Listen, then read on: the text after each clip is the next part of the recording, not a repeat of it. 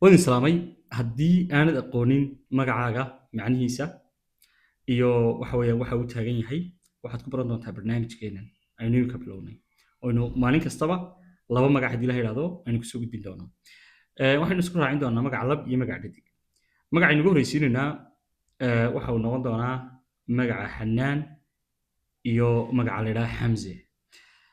Xanaan waa magaca waxa weeyaan Carbeed oo salka ku haya waxa weeyaan originkiisu amba waxa weeyaan asligiisu ka soo jeedo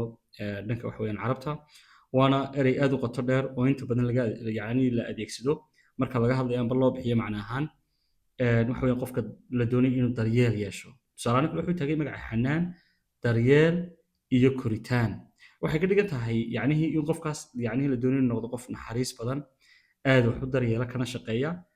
horumarinta cidda waxa weeyaan gacanta ku dhigo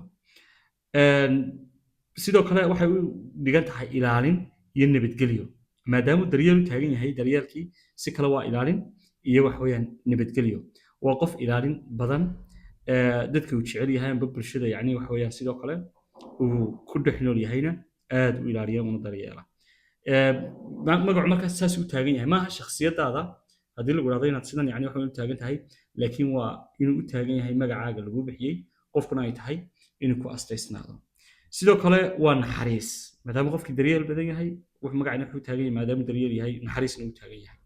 inta badan dabeecadaha qofkan kale waxa qayb ka noqon karaysa inuu yahay qof qalbi wanaagsan inuu yahay qof mas'uuliyad badan si kale inuu yahay qof waxa weeyaan dadka daryeela waxa weeyaan deganaan iyo kalgacayl waxa weeyaan leh sidoo kalena jecel horumarka waxa weeyaan dadka kale marka magaca Xanaan waxa weeyaan waxa uu taagan yahay waa taas